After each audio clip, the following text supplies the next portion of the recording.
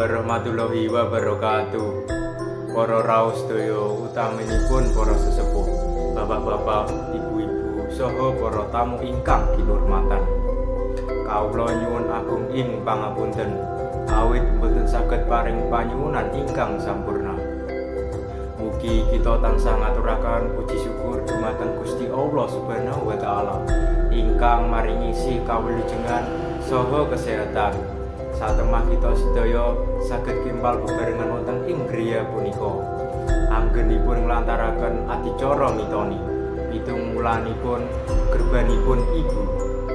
Mugi-mugi jabang bayi ingkang wonten ing rahim tansah pinarengan kawilujengan sehat sampurna saha dados anak ingkang soleh solehah. Migunani tumraping agama bangsa lan tiyang sepahipun. Mugi para rawuh kersa paring pangestu saha donga.